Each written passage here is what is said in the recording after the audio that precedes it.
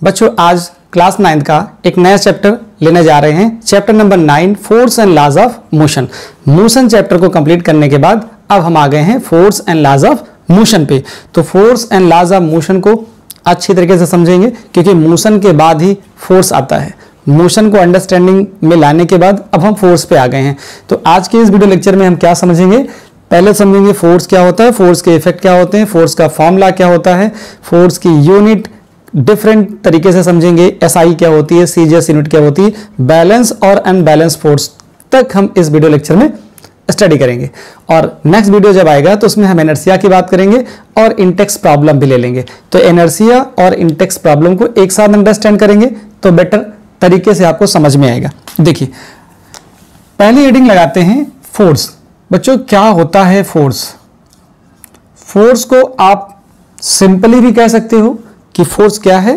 Force is a push और पुल of any object. But ये कहना नहीं है आपको, ये सिर्फ डे टू डे लाइफ में हम बात कर सकते हैं। फोर्स आर क्या होता है? फोर्स को डिफाइन करने के लिए क्या बोलते हैं? पुश और पुल एक्सपीरियंस बाय एनी ऑब्जेक्ट। लेकिन नहीं बोलना है, मैं लिखा दूंगा एटलीस्ट कि आपके नॉलेज में रहेगा कि हम ऐसे भी फोर्स को डिफाइन कर सकते हैं। फोर्स को एग्जैक्टली आप कैसे डिफाइन करोगे पहले वो नोट डाउन करिए, फिर मैं बात करता हूं फोर्स क्या कर सकता है और फोर्स के डेफिनेशन को कैसे एक्सप्लेन करना है। देखिए पहले फोर्स क्या है। Force is an external effect. ये क्या होता है? एक एक्सटर्नल इफेक्ट होता है दैट कैन या which can change the state of which can change the state of body, which can change the state of body body या ऑब्जेक्ट की स्टेट को चेंज कर दे या चेंज करने की कोशिश करे। ट्राई टू चेंज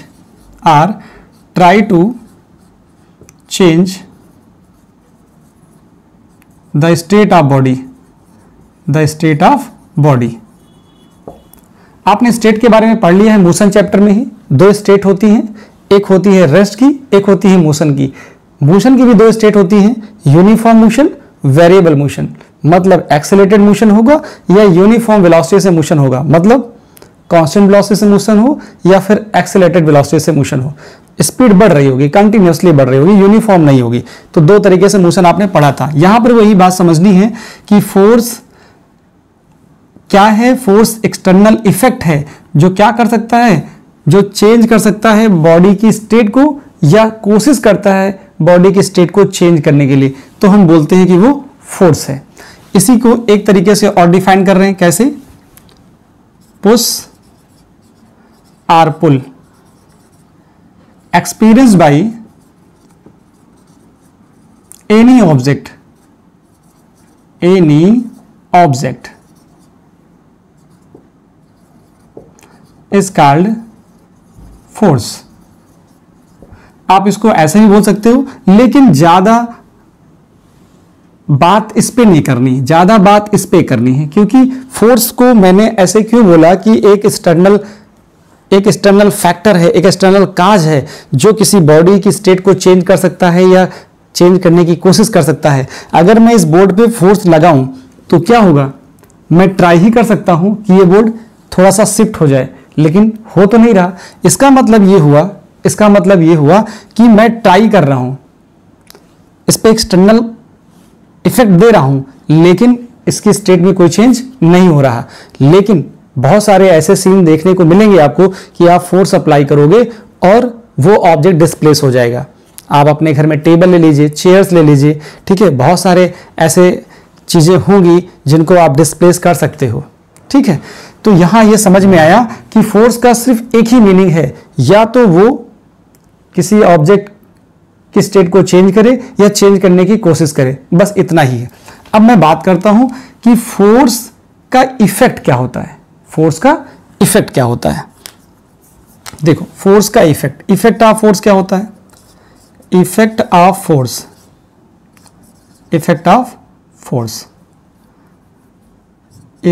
फोर्स बहुत अच्छे से समझना। इफेक्ट क्या होता है। सबसे पहला इफेक्ट तो यही है, आपको इमेज में भी दिख जाएगा कि जब हम किसी ऑब्जेक्ट में फोर्स लगाते हैं तो उस ऑब्जेक्ट का शेप और साइज चेंज हो जाता है। आप इमेज में देखिएगा, आपको दिखाई पड़ेगा। Force can change shape and size of an object. क्या कर रहा है? फोर्स किसी भी ऑब्जेक्ट के शेप और साइज को खराब कर सकता है। ऐसा आपने बहुत टाइम नोटिस किया होगा। कोई पेपर ले लीजिए, उसका शेप पहले कैसे है, फिर उस पर फोर्स लगाइए, उस पर इफेक्ट दीजिए, देखिए उसका क्या होगा, उसका शेप चेंज हो जाएगा। आप रबर की बॉल लीजिए, उस पर फोर्स लगाइए, इफेक्ट दीजिए, शेप चेंज हो जाएगा। शेप और साइज दोनों चेंज कर सकते हो बाई अप्लाइंग सम इफेक्ट, और सम इफेक्ट का नाम क्या है? फोर्स है। दूसरी बात देखिए, फोर्स क्या कर सकता है? फोर्स देने के तरीके हैं। जैसे मैं आपको इमेज दिखेगी, अभी आप देखिएगा, इमेज दिखेगी क्या? इमेज में आप ये देख पा रहे हो कि जो साइकिलिस्ट है वो इफेक्ट दे रहा है पैडल पर, तो साइकिल की स्पीड बढ़ रही है। इसका मतलब force can increase the speed, force can increase the speed. Speed बढ़ा भी सकता है फोर्स, और स्पीड घटा भी सकता है। Force can decrease the speed, force can start the motion. Force क्या कर सकता है? किसी ऑब्जेक्ट या बॉडी के मोशन को स्टार्ट कर सकता है। तो देखिए, आपको इमेज में दिख रहा होगा कि ट्रॉली को फोर्स लगा के उसको मोशन में लाया जा रहा है, स्टेशनरी ट्रॉली को मोशन में लाया जा रहा है। फिफ्थ नंबर की मैं बात करूं, स्टार्ट कर सकते हो तो किसी ऑब्जेक्ट को स्टॉप भी कर सकते हो। Force can stop the motion, motion को ये रोक भी सकता है। जैसे आपकी तरफ कोई गाड़ी आ रही है, ठीक है, तो आप चलते हुए ना आए, ऐसे लुढ़कते हुए आए, तो उस पर आप फोर्स लगा के उसको रोक सकते हो। तो ये फोर्स का इफेक्ट ही तो है। तो फोर्स क्या कर रहा था? फोर्स स्पीड को इंक्रीज कर रहा है, फोर्स स्पीड को डिक्रीज कर रहा है, मोशन को स्टार्ट कर रहा है और मोशन को स्टॉप कर रहा है, और साथ ही साथ क्या कर रहा है? वो शेप और साइज को भी चेंज कर सकता है। एक और बात करता हूं कि फोर्स क्या कर सकता है? डायरेक्शन को चेंज कर सकता है। Force can change the direction of motion, किसी भी ऑब्जेक्ट की जो डायरेक्शन ऑफ मोशन है उसको चेंज कर सकता है। ऐसे आपने बहुत टाइम नोटिस किया होगा कि जब आप शटल कॉक को बैडमिंटन से हिट करते हैं तो उसकी डायरेक्शन चेंज हो जाती है, क्योंकि वो आपकी तरफ आ रही होती है। आप बैडमिंटन से उस शटल कॉक को क्या करते हैं? उसकी डायरेक्शन चेंज कर सकते हैं। या तो फिर फुटबॉल में देखिए, प्लेयर क्या करता है? किक करके, वो फुटबॉल उसकी तरफ आ रही है, प्लेयर ने किक किया, उसकी डायरेक्शन चेंज हो गई। वॉलीबॉल में देखिए, वॉलीबॉल में भी यही होता है कि बॉल प्लेयर की तरफ आ रही होती है, प्लेयर क्या करता है? अपने हैंड्स के थ्रू डायरेक्शन देता है और वो दूसरी डायरेक्शन में चली जाती है। इसका मतलब कुछ ना कुछ दिया गया ना, इफेक्ट लगाया गया, उसी इफेक्ट की वजह से उसकी डायरेक्शन चेंज हो गई, स्पीड चेंज हो गई, मोशन हो रहा था तो स्टॉप हो गया, स्टॉप था तो स्टार्ट हो गया, और शेप और साइज भी चेंज हो गया। यहां एक चीज नोटिस कर रहे हैं आप कि जब भी आपने इफेक्ट दिया, चाहे डायरेक्शन में हो, चाहे इंक्रीज में, डिक्रीज में, क्योंकि यहां क्या चेंज हो रहा है? यहां वेलोसिटी चेंज हो रही है। वेलोसिटी का चेंज कैसे होता है? वेलोसिटी का चेंज दो तरीके से होता है, या तो आप डायरेक्शन चेंज कर दीजिए, या फिर मैग्नीट्यूड चेंज कर दीजिए, या फिर दोनों ही चेंज कर दीजिए। दोनों चेंज करेंगे तब भी वेलोसिटी चेंज होगी। वेलोसिटी में चेंज, इसका मतलब एक्सेलरेशन आ गया। आपने किया क्या? आपने इफेक्ट दिया। इफेक्ट देने से क्या हुआ? स्पीड बढ़ी या घटी? इसका मतलब एक्सेलरेशन आया। एक्सेलरेशन कैसे आया? इफेक्ट देने से आया। इसका मतलब इफेक्ट का डायरेक्टली रिलेशन है एक्सेलरेशन के साथ। किसके साथ? एक्सेलरेशन के साथ। तो जो पीछे आपने पढ़ा था ना मोशन चैप्टर में, सब कुछ यहां पर लिंकअप होता जा रहा है। आपने स्पीड बढ़ाई, इसका मतलब वेलोसिटी आ गई, वेलोसिटी में चेंज आ गया, वेलोसिटी में चेंज आना एक्सेलरेशन है, इसका मतलब इफेक्ट दिया, चेंज आया वेलोसिटी में चेंज आना ही बताता है एक्सेलरेशन। इसका मतलब force is directly proportional to acceleration. ज्यादा फोर्स होगा तो ज्यादा एक्सेलरेशन बॉडी में आएगा। ऐसा आपने नोटिस भी किया होगा, किसी को ज्यादा तेज धक्का मारेंगे तो उसमें ज्यादा एक्सेलरेशन आएगा। इसका मतलब क्या हुआ, ज्यादा इफेक्ट, ज्यादा फोर्स, ज्यादा एक्सेलरेशन। इस चीज को आप एनालाइज कर लीजिए। अब मेरी बात समझ गए होंगे कि मैं कहना क्या चाह रहा हूं, effect is directly proportional to acceleration. ठीक है, अच्छी बात है, इतना स्क्रीनशॉट लीजिए। फिर मैं बात करता हूं इफेक्ट के बारे में, हो गई मेरी बात। अब मैं इस इफेक्ट से बाहर आता हूं और आपको बताता हूं कि फोर्स के बारे में और डिटेल क्या होती है। स्क्रीनशॉट लीजिए, देखिए फोर्स लिखा रहेगा ये। यहीं पर मैं बात करता हूं कि फोर्स का फॉर्मूला क्या होता है। फॉर्मूला ऑफ फोर्स अगर कोई आपसे पूछे, क्योंकि ये तो पता चल गया कि इफेक्ट दिया तो वेलोसिटी में चेंज आया, वेलोसिटी में चेंज आया तो एक्सेलरेशन आया, इसका मतलब force is directly proportional to acceleration. ये बात समझ में आ गई। इसका मतलब है कि फोर्स और एक्सेलरेशन में कोई रिलेशन तो होगा, हाँ होता है। वो आगे चल के आप न्यूटन सेकेंड लॉ में सीखेंगे। इसका मैथमेटिकल फॉर्म फोर्स का क्या सीखेंगे, ये F equal to M into A. तो F क्या होता है, ये होता है फोर्स, m होता है मास और a होता है एक्सेलरेशन। क्या होता है, एक्सेलरेशन। इसकी यूनिट होती है न्यूटन, इसकी यूनिट होती है किलोग्राम, इसकी यूनिट होती है मीटर पर सेकंड स्क्वायर। ये तो हो गया फॉर्मूला। फोर्स के पास होता क्या है, फोर्स के पास बच्चों मैग्नीट्यूड और डायरेक्शन दोनों होता है। Force has both magnitude and direction, magnitude and direction. So it is a vector quantity, it is a vector quantity. कैसी क्वांटिटी होती है, वेक्टर क्वांटिटी होती है। अगर आपसे कोई पूछेगा force is which type of quantity, तो आप बता दोगे फोर्स एक वेक्टर क्वांटिटी होती है। क्यों, क्योंकि फोर्स के पास मैग्नीट्यूड भी है और डायरेक्शन भी होती है। क्लियर हो गया। तो फोर्स की यूनिट क्या होती है, यूनिट ऑफ फोर्स, फोर्स की यूनिट। देखिए यूनिट तो बहुत सारी है, कैसे यूनिट याद रखना है, पहले यूनिट याद रखिए SI यूनिट क्या होती है, न्यूटन होती है। क्या होती है, न्यूटन होती है। न्यूटन को आप N बोलते हो, ये कौन सी यूनिट है, SI यूनिट है। ये इंटरनेशनल, ये क्या होती है, सिस्टम ऑफ इंटरनेशनल मत पढ़ना, इंटरनेशनल सिस्टम होता है। तो इंटरनेशनली सिस्टम में जो यूनिट है फोर्स की वो न्यूटन है, और ये कह सकते हो सिंपली SI यूनिट फोर्स की क्या होती है, न्यूटन होती है। ठीक है। दूसरी यूनिट क्या होती है, डाइन होती है। क्या होती है, डाइन होती है। डाइन क्या है, डाइन होती है CGS यूनिट बच्चों। क्या होती है, CGS यूनिट होती है, सेंटीमीटर ग्राम सेकेंड यूनिट होती है। अब देखो यहां से 1 जो न्यूटन होता है, जो 1 न्यूटन है वो होता है 1 किलोग्राम मीटर, ये डैश है, और नीचे आता है सेकंड का स्क्वायर होता है। वैसे ही जो डाइन होता है, 1 डाइन इज इक्वल टू होता है 1 ग्राम सेंटीमीटर पर सेकंड स्क्वायर होता है। ये आता है, ये याद रखना है आपको। ये डेटा इधर से आपको याद रखना है। इन दोनों में ये हो गया, एक SI यूनिट है, दूसरी CGS यूनिट है, और तीसरी क्या होती है, तीसरी होती है MKS यूनिट, जिसको बोलते हैं किलोग्राम मीटर पर सेकंड स्क्वायर। ये होती है MKS यूनिट, MKS यूनिट होती है।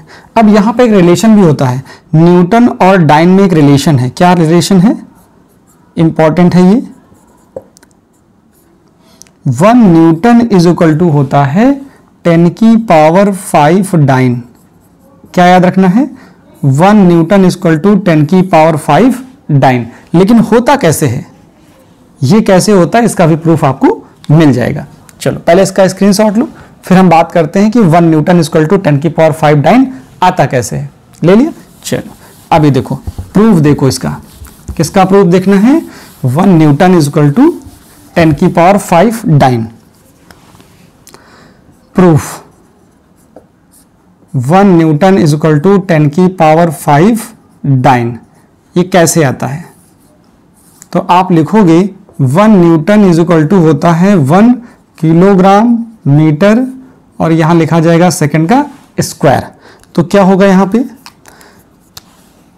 तो 1 तो लिखा रहेगा, किलोग्राम को लिखोगे आप 1000 ग्राम, और जो सेंटीमीटर लिखा है, मीटर लिखा है, उसको लिखोगे 100 सेंटीमीटर, और नीचे आ जाएगा सेकंड का स्क्वायर। तो यहां से देखो 1000 है, यहां 100 है, तो ये हो जाएगा 10 की पावर 5 और यहां आ जाएगा ग्राम, यहां आएगा सेंटीमीटर, नीचे आएगा सेकंड का स्क्वायर। इतनी जो चीज लिखी है ये चीज, इसको आप क्या बोलते हो, यही होता है डाइन। क्या होता है, डाइन होता है। जो ग्राम सेंटीमीटर पर सेकंड स्क्वायर है उसी को बोलते हो डाइन। इसका मतलब 1 न्यूटन इक्वल टू आ जाएगा 10 की पावर 5 डाइन। बहुत सिंपल है, याद करना भी कि 1 न्यूटन क्या है, 10 की पावर 5 डाइन है, नॉट डायन, डाइन। ठीक है, चलिए तो ये हो गया फोर्स की मैंने 2 डेफिनेशन बता दी, फोर्स के इफेक्ट बता दिए, बहुत सारी इमेजेस आपने देख ली कि कैसे चेंज होता है। एक फुटबॉलर है, किक करता है, ठीक है, लेडी है जो ट्रॉली को शिफ्ट कर रही है, और आपने देखा कि पुश और पुल का मतलब क्या होता है। पुश का मतलब धक्का देना है और पुल का मतलब खींचना है। ये चीजें समझ गया, और डायरेक्शन को भी आपने देख लिया, डायरेक्शन चेंज कैसे करनी है, शेप और साइज को कैसे चेंज करना है बाय गिविंग सम इफेक्ट, और that effect is called force. सारी चीजें समझ में आ गई। अब मैं बात कर लूं आपके साथ कि बैलेंस फोर्स क्या होता है और अनबैलेंस फोर्स क्या होता है। स्क्रीनशॉट लीजिए बच्चों, फिर बात करें। चलिए लगाइए हेडिंग बैलेंस फोर्स और अनबैलेंस फोर्स। पहले डेफिनेशन लेते हैं और फिर उसके अंदर क्या चीजें बनती हैं उन बातों को समझते हैं। एक तरफ लिखिए बैलेंस फोर्स,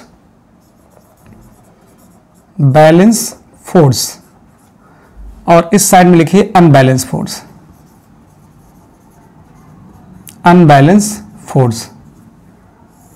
देखो, बैलेंस फोर्स का मतलब है कि बॉडी में नेट फोर्स 0 होना, और अनबैलेंस का मतलब है बॉडी पे नेट फोर्स 0 ना होना। मतलब अगर F net equal to 0, resultant force 0 नहीं है।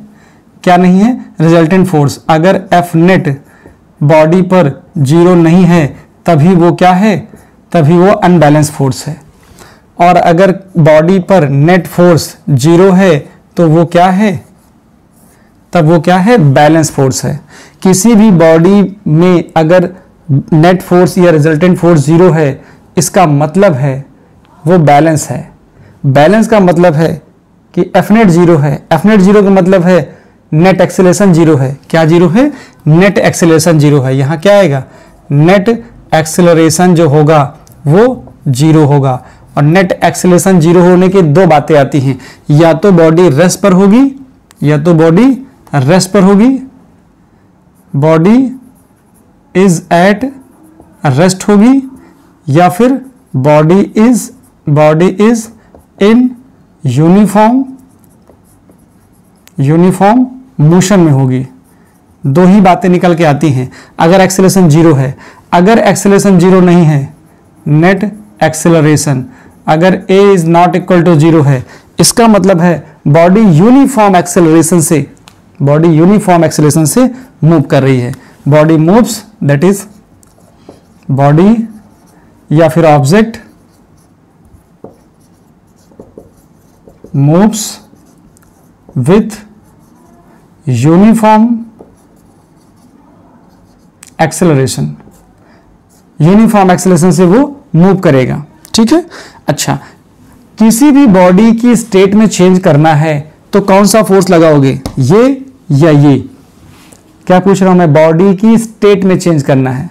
If you want to change the state of body, which force is required, balance force या अनबैलेंस फोर्स? बैलेंस फोर्स कभी भी बॉडी की या ऑब्जेक्ट की स्टेट में चेंज नहीं कर सकता है। बैलेंस फोर्स कभी भी किसी बॉडी की स्टेट को चेंज नहीं कर सकता है, लेकिन अनबैलेंस फोर्स ही बॉडी की स्टेट में चेंज कर सकता है। अगर रेस्ट में है तो उसको मोशन में ला देगा, लेकिन ये फोर्स बैलेंस फोर्स की बात नहीं होगी। आने वाले जितने भी टॉपिक हैं, अगर मैं बात करूंगा कि बॉडी की स्टेट चेंज हो रही है, ऑब्जेक्ट की स्टेट चेंज हो रही है, इसका मतलब आप समझ जाना वहां पर अनबैलेंस फोर्स की ही बात हो रही है। चलिए पहले डेफिनेशन लिख लीजिए या एग्जाम्पल में दे देता हूं। देखो एग्जाम्पल से भी आप समझ सकते हो। जैसे यहां पर एक क्या है, ये ब्लॉक है और यहां पर भी एक ब्लॉक है। इस ब्लॉक पर देखो यहां पर क्या है, इधर से एक फोर्स लगा है, एक फोर्स इधर से लगा है। इधर वाला फोर्स जो है आपके पास 20 न्यूटन है और इधर का फोर्स 10 न्यूटन है। तो यहां जो नेट फोर्स आएगा कितना आएगा, एफ नेट कितना आएगा। तो देख रहे हो ये ज्यादा है और ये कम है, तो ज्यादा में से 20 माइनस 10 करोगे तो 10 न्यूटन फोर्स लगेगा। और किधर लगेगा, टूवर्ड्स राइट लगेगा, टूवर्ड्स राइट लगेगा। इसका मतलब है कि इस डायरेक्शन में बॉडी शिफ्ट हो जाएगी या डिस्प्लेस हो जाएगी। तो यहां पर क्या हुआ, बॉडी की स्टेट चेंज हुई। अभी तो रेस्ट में थी, मोशन में आ जाएगी। लेकिन यहां की बात करिए, इस तरफ से भी 10 न्यूटन का फोर्स लग रहा है और इस तरफ से भी 10 न्यूटन का फोर्स लग रहा है। यहां भी 10 न्यूटन का फोर्स है। तो इस बॉडी का क्या होगा, यहां पर एफ नेट इक्वल टू क्या आएगा, एफ नेट इक्वल टू 0 आ जाएगा। क्यों, क्योंकि 10 माइनस 10 आएगा तो रिजल्ट आ जाएगा 0 आ जाएगा। तो यहां देख रहे हो कि 0 आ रहा है रिजल्टेंट।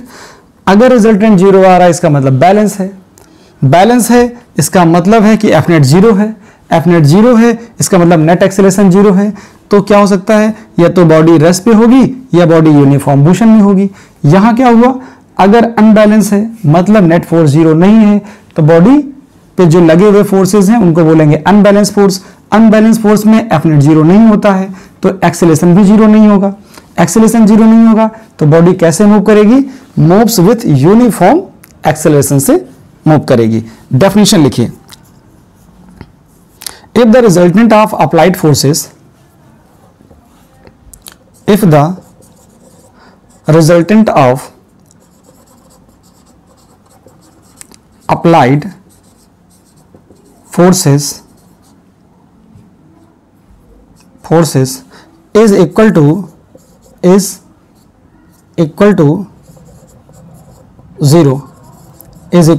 0 मैंने क्या बोला, if the resultant of applied forces is equal to 0 then it is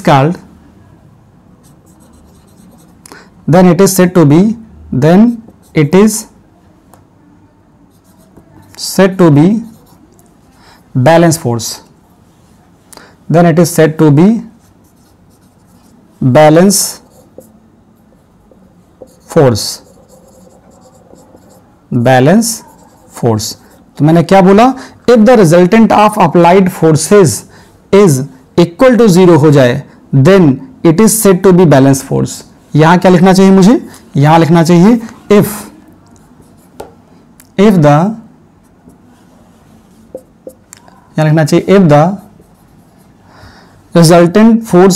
resultant of applied forces, if the resultant of applied forces क्या होंगे, यहां 0 है यहां 0 ना हो। Applied forces is not equal to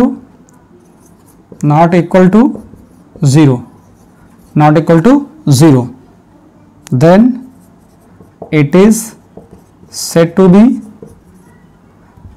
unbalance force.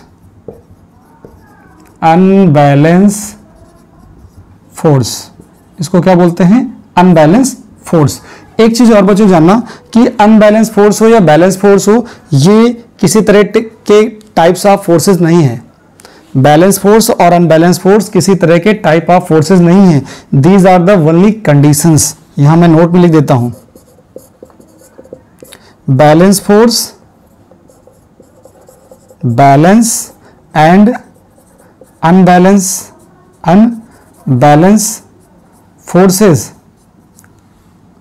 forces are the are the only condition, are the only condition, are the only condition, not a type of force, not a type of force. ये किसी तरह से भी forces के type नहीं है, ये किसी भी फोर्स के टाइप नहीं है, ये केवल फोर्सेस की एक स्पेशल कंडीशन है कि जब किसी बॉडी पे फोर्स लगे हों और उनका रिजल्टेंट जीरो आ रहा है। एक कंडीशन ऐसी है, एक कंडीशन ऐसी है जिसमें रिजल्टेंट जीरो नहीं आ रहा है। जब नहीं आ रहा होगा तो हमारे माइंड में आता है कि अगर रिजल्टेंट जीरो नहीं आया तो क्या नेट एक्सेलरेशन जीरो आएगा? वो भी नहीं आएगा। जब नेट एक्सेलरेशन जीरो नहीं आएगा तो बॉडी कैसे मूव करेगी? बॉडी मूव करेगी विथ यूनिफॉर्म एक्सेलरेशन। अगर जीरो आया, अगर जीरो एक्सेलरेशन आया, नेट फोर्स जीरो है तो एक्सेलरेशन जीरो होगा, तो बॉडी के पास दो रास्ते होते हैं, या तो बॉडी रेस्ट पे रहेगी या फिर बॉडी यूनिफॉर्म मोशन में रहेगी। अच्छा, रेस्ट का मतलब है कि रुका है तो रुका ही रहेगा, रुका है तो रुका ही रहेगा। और यूनिफॉर्म मोशन का मतलब यह है कि जब आप कार या बाइक चलाते हैं तो एक्सीलेटर को छोड़ते नहीं हैं, उसको पकड़ के रखते हैं। क्यों? क्योंकि टायर और रोड के बीच में लगता है फ्रिक्शन। उस फ्रिक्शन को कैंसिल आउट करने के लिए आप एक्सीलेटर को थोड़ा सा घुमाते हैं ताकि जिससे दोनों बैलेंस हो जाएं और आपका जो मीटर है वो 20 पे या 30 पे एग्जैक्टली रुका रहे। तो बात समझ में आई कि एक्सीलेटर को घुमाना ही पड़ेगा, छोड़ के नहीं काम चल सकता है। चाहे कार की बात हो, चाहे आप स्कूटर की बात करिए, बाइक की बात करिए, फिर ट्रक की बात कर लीजिए, एक्सीलेटर पे पैर रखना ही पड़ेगा, छोड़ के नहीं कर सकते। छोड़ देंगे तो गाड़ी अल्टीमेटली जाके रुक जाने वाली है। तो ये बात आपको समझ में आ गई। मिलते हैं बच्चों नेक्स्ट वीडियो में, जहां हम बात करेंगे इनर्शिया के कंसेप्ट को समझेंगे, टाइप्स ऑफ इनर्शिया देखेंगे, रेस्ट इनर्शिया क्या होता है, मोशन का इनर्शिया क्या होता है, डायरेक्शन का इनर्शिया क्या होता है, और इंटेक्स प्रॉब्लम भी लेंगे, क्योंकि इनर्शिया की बेस्ट एग्जाम्पल जो है ना वो इंटेक्स प्रॉब्लम में ही दी हुई है। तो मिलते हैं बच्चों नेक्स्ट वीडियो में। आज के लिए बस इतना ही।